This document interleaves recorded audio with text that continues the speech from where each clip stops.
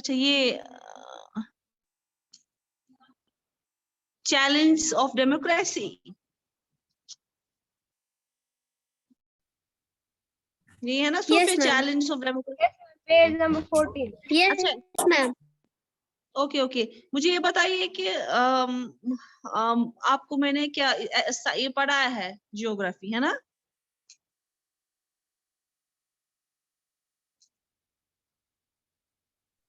Ma'am किसका? आपका geography complete है ना? Yes, ma'am. देखिए, मैं आपका सिलेबस बताती हूँ। आपको है, आपका है ट्रेसिंग चेंज थ्रू 1000 ईयर, जो हमने ऑलरेडी पढ़ा हुआ है, पढ़ाया मैंने हिस्ट्री में।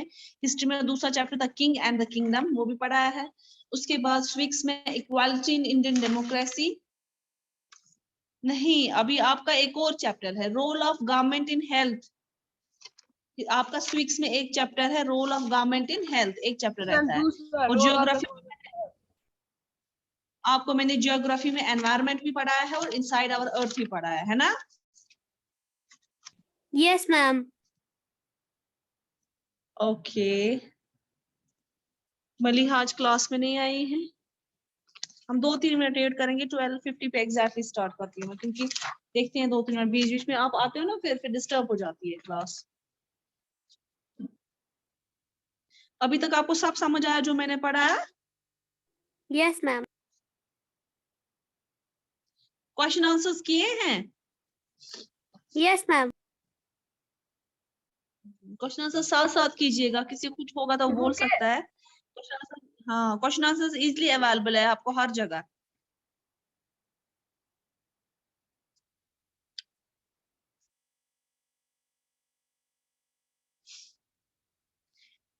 अब हमने डेमोक्रेसी के बारे में पढ़ा, ठीक है। हमने अब ये भी पढ़ा कि कैसे डिस्क्रिमिनेशन होता था, कैसे एक को अच्छा ट्रीट किया जाता था, दूसरे को खराब ट्रीट, मतलब ट्रीटमेंट किसकी बेसिस पे होता था, डिस्क्रिमिनेशन। अब डिस्क्रिमिनेशन किसकी बेसिस पे होता था? क्रीड, कास्ट, रिलीजन, हाँ, मतलब कि हरिजन्स और Brahmins, upper caste, lower caste, और ये जो हिंदू, मुस्लिम, सिख, ईसाई, तो उसकी बेसिस पे भी प्रायोरिटीज होती थी, उसकी बेसिस पे भी जॉब। इनफैक्ट कहीं कहीं अभी भी है कि जहां पे रिलीजन की बेसिस पे जॉब्स मिलते हैं, ठीक है। आप कहते हैं, अब जो उसके बाद बताया गया कि उसके बाद इन चीजों के लिए लड़ा गया। फिर मैंने आपको डॉक्टर अंबेडकर की स्टोरी बताई है।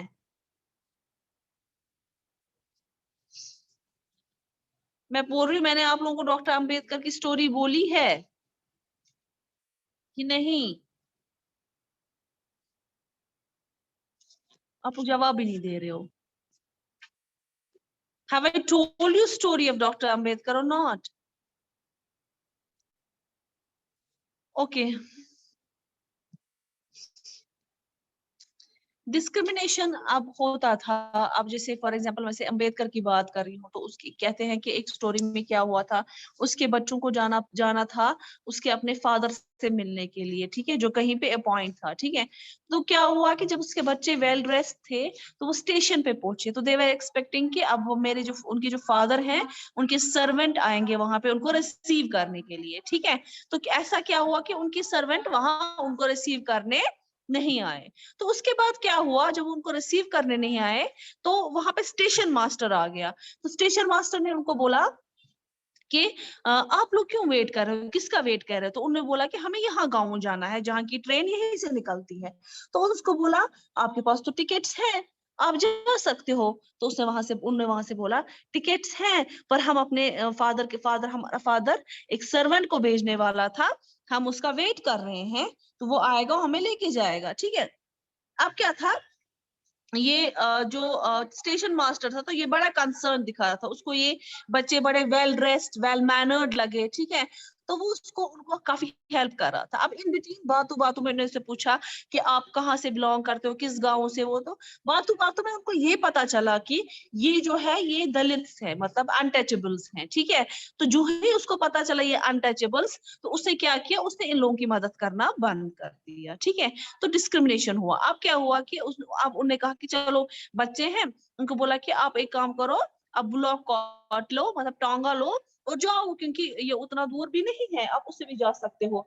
लेकिन क्या था, जो टांगा वाले थे, उनको भी जब पता चला कि ये लोग माइनॉरिटी से है या जिसको बोल सकते हैं अनटचेबल से है, तो उन्होंने क्या किया, उन्होंने उनको लेने से मना किया।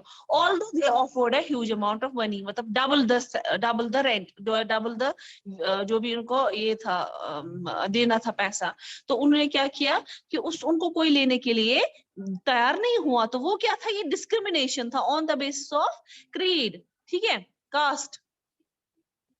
तो अब यहाँ पे क्या था कि बहुत सारी, उसके बाद क्या होगा, इंडिया ने जो है एक्ट पास किया कि यहाँ पे जो है इंडिया में हर कोई अपना रिलीजन एंजॉय कर सकता है, हर कोई अपना जो भी यहाँ पे रहना चाहता है वो हर कोई चीज एंजॉय कर सकता है अकॉर्डिंग टू इंडियन कॉन्स्टिट्यूशन, उससे बाहर भी नहीं जाना है।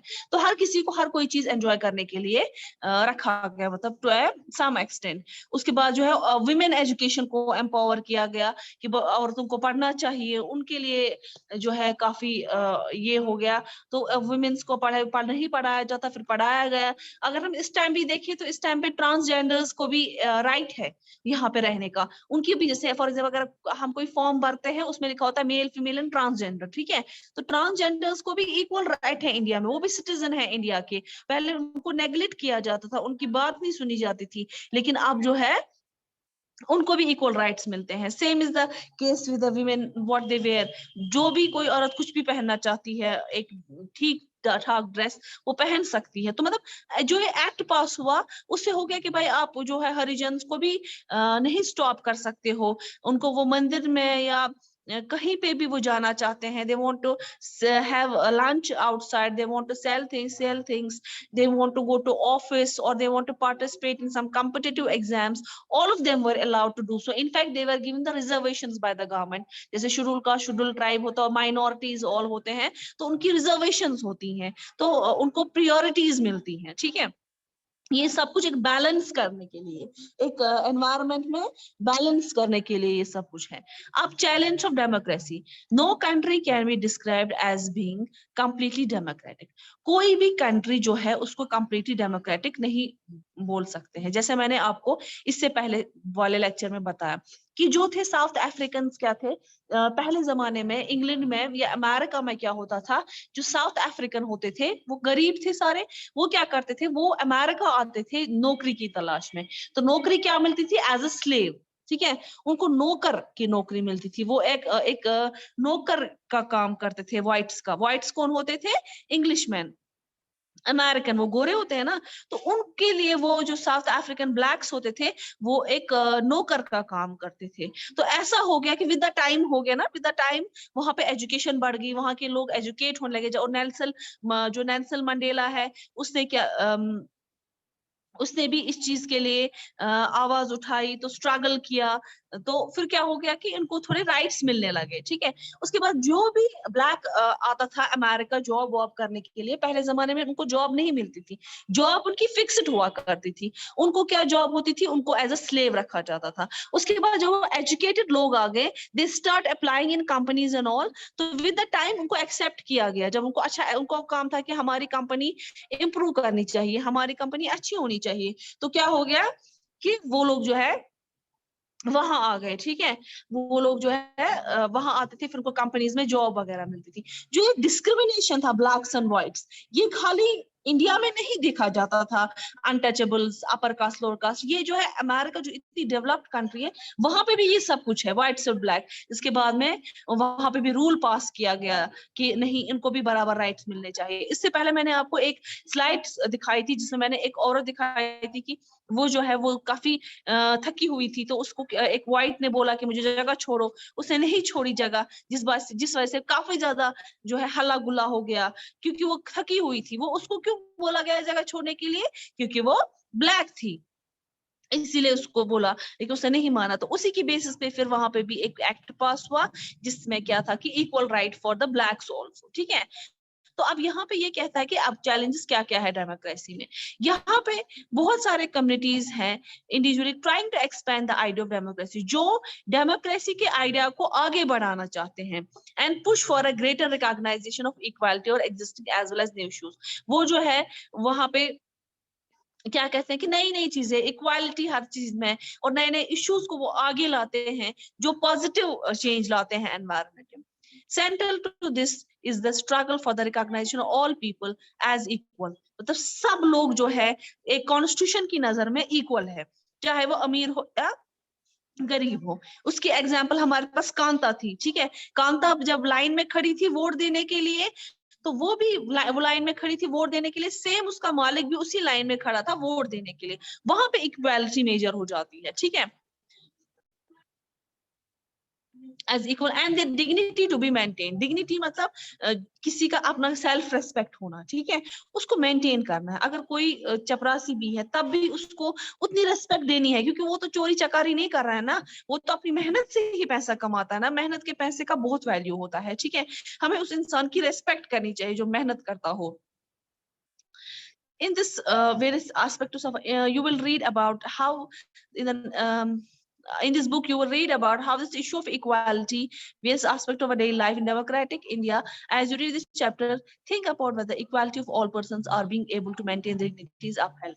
ये मैंने कल आपको शायद थोड़ा पढ़ाया था, तो मुझे यहाँ पे ये बोलता है कि आप इस चैप्टर में पढ़ेंगे इक्वालिटी के बारे में, जैसे कि इसके बाद हमारा दूसरा चैप्टर भी है, उसमें भी देखिए क्या लिखा है जो हमारी रोजमर्रा की जिंदगी को इफेक्ट करता है, इक्वालिटी दिखाता है, ठीक है। हमें हर तरह से एक रहना चाहिए, हमें हर किसी की रेस्पेक्ट करनी चाहिए, हर किसी की डिग्निटी रखनी चाहिए। तो इक्वालिटी जो सारे लोगों का है और they being able to maintain, वो अपनी डिग्निटी, अपनी सेल्फ रेस्पेक्ट को रखते हैं, बराबर रखते हैं, ठीक है। किसी को कुछ पूछना है? No, ma'am. इसके साथ हमारा ये चैप्टर कंप्लीट होता है ना? Yes, ma'am. तो क्या था इस चैप्टर में, सोफिया आप बता सकती हैं इस चैप्टर में हमने क्या पढ़ा? सम अप कीजिए बेटा।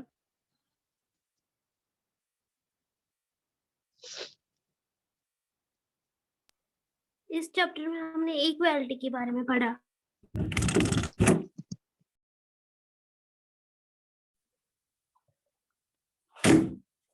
मैं पहले से बोला है।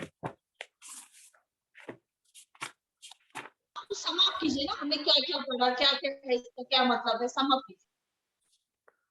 पहले वाले जो पहला ये टॉपिक था इसमें ऑन इक्वालिटी था, पहले वाले पेज पे उस पर लिखा था कि एक औरत जो थी, कांता उसका नाम था, वो एक मतलब स्लेव थी, मतलब नौकर थी किसी के घर की, और जो एक दिन उसने वहां पर वोट करना था उसको। जब वो वोट करने गई, उसने बोला कि मुझे वो उसके लिए वोट करना है जो जिसने हमें बोला है कि मैं उसने प्रॉमिस किया है कि वो वाटर पाइप हमारे एरिया में डालेगा, उसी के लिए मुझे वोट करना है। तब सारे उसकी लाइन में वो भी खड़ी थी जिसके घर में वो काम करती है, हर किसी को वहां पर इक्वली था। लेकिन जब वो एक दिन उसको बेटी बीमार हुई, तब वो डॉक्टर के पास जब गई तो उसको वो स्लेव थी, इसलिए उसके पास ज्यादा पैसे भी नहीं थे, ताकि वो उसने पहले मैम के जिसके पास वो काम करती थी उससे कुछ एडवांस लिया था। उसने फिर बोला था उस मैम ने उसको कि ये आदत नहीं डालना खुद पे कि हमेशा तुम एडवांस ही लो। फिर बोला था इसने, फिर जब इसने पैसे लिए थे जो भी करके, फिर जब ये डॉक्टर के पास अपने बेटी को ले थी, तो फिर उसको गवर्नमेंट हॉस्पिटल में जाना पड़ा, क्योंकि इसके पास इतने पैसे नहीं थे ताकि ये प्राइवेट हॉस्पिटल में जाए। उसको बहुत बड़ी लाइन में ठहरना पड़ा उसने, क्योंकि उसकी बेटी जो थी वो बहुत ज्यादा बीमार थी। लेकिन उसको तब इक्वल राइट्स नहीं मिले, क्योंकि उसको बहुत बड़ी लाइन में ठहरना पड़ा था। ये सोच रही थी तब कि अगर किसी मतलब हमारी मैम जो है, मतलब जिसके घर में काम कर रही थी, हम तो एक ही लाइन में वोट करने के लिए खड़े थे, लेकिन जब मेरी बच्ची बीमार है तब क्यों नहीं हम एक ही लाइन में खड़े हैं, उनको क्यों प्राइवेट हॉस्पिटल में है, मैं क्यों नहीं कर सकती हूँ ये। फिर वहां पर इक्वल राइट्स उसको नहीं मिलते थे। फिर हमने ऐसी इक्वल राइट टू वोट, मतलब हर किसी को वोट करने के लिए चाहे का हक है, चाहे वो जिससे भी किसी भी कास्ट का हो, तो उसको वोट करने का हक है। जो और हमने पढ़ा था अदर काइंड ऑफ इक्वालिटी, उसमें एक दलित बच्चा होता था। दलित उसमें उधर उस वक्त में दलित जो है वो एक अनटचेबल माना जाता था, मतलब उसको अछूत माना जाता था। फिर एक दिन वो स्कूल भी जाता था, जब स्कूल में उसको अच्छी तरीके से बिहेव नहीं किया जाता था, उसके साथ बुरा बर्ताव किया जाता था। सब बच्चे उसके जो क्लासमेट्स थे वो पढ़ रहे होते थे, और इसको एक दिन बोला कि पूरे ग्राउंड को तुम्हें झाड़ू मारना है। फिर जब इसने झाड़ू मारा, फिर इसको प्यास भी लगी थी, लेकिन इसको किसी ने प्यास नहीं, पानी पीने तक नहीं दिया। पूरे बहुत बड़ा ग्राउंड था और उसको इसको अकेले में साफ करना था, लेकिन ये दलित का बच्चा था इस वजह से। और फिर जब इसका बाप आया वहां पर, उसने बोला कि ये क्या करवा रहे हो तुम, आप लोग टीचर्स हो, इसलिए मैं आपके साथ कुछ बुरा बर्ताव नहीं करूंगा। लेकिन यहाँ पर वही यहाँ पर सारे खाली ये दलित बच्चा नहीं पढ़ेगा, यहाँ पर बहुत सारे बच्चे पढ़ेंगे जो भी दलित के हैं। उसका नाम था ओम प्रकाश। और उसने फिर अपनी ऑटोबायोग्राफी भी, जूठान बुक है उसका नाम, वो भी लिखी है अपने बारे में। उसने देखा कि कैसे मेरा साथ स्कूल सलूक कैसा हुआ। फिर ऐसे ही हमने दूसरी अंसारी वाली स्टोरी भी पढ़ी थी। उसमें एक अच्छे, मतलब अंसारी के नाम से ही हमें पता चलता है वो मुसलमान था। उसने फिर वो एक दिन वो एक मतलब उसको एक रेंट चाहिए था रूम पे, तो उसको वहां पर कोई देने को नहीं था। जब वो बोला था अपना नाम अंसारी है, वो मीट खाता था, इस वजह से उसको किसी ने रेंट नहीं दिया। जब उसको किसी ने रेंट नहीं दिया, तो फिर उसने उसको बोला एक ने, जो उसको दिखा रहा था कि रूम, मतलब ये वाला रूम है, ये वाला रूम है। एक दिन जब ऐसा ही हुआ, फिर उसको बोला उसने कि तुम अपना नाम चेंज करो, अंसारी से कुमार बन जाओ। फिर उसने बोला नहीं, मैं नहीं बनूंगा, मेरा ये रेस्पेक्ट है, सेल्फ रेस्पेक्ट है, इसलिए मैं अपना नाम क्यों चेंज करूं, जिसको देना होगा मैं मुझे वो इसी नाम से देगा। फिर ऐसे ही उसको एक महीना हुआ कि वो ढूंढ रहा था। अभी फिर एक औरत जो है वो मान गई, हम इसको देंगे ये रेंट पे कमरा, चाहे ये अंसारी है मुसलमान है, हम देंगे, मैं दूंगी इसको कमरा। वो इसलिए मजबूर हुई देने पर क्योंकि उसका जो नेबर है वो भी मीट खाता था, उसकी भी स्मेल आती थी इसको। इसलिए अब इसको जब रेंट पे देना था, वो उसके लिए भी तैयार हुई, क्योंकि उसको पहले ही भी एक नेबर था जिसको जिसको जो भी मुसलमान था और वो भी मीट खाता था। इसको देने के लिए फिर ये मतलब जरूर मतलब इसको Very दे nice, very nice. Sophia, stop. Very nice, होंगी। very nice. Sophia, as always. तो सलमान तो बात ही नहीं करता। सलमान, कल आपसे मैं पूछूंगी पहले, नया चैप्टर स्टार्ट करने से पहले, ठीक है? टिल देन, अल्लाह हाफिज।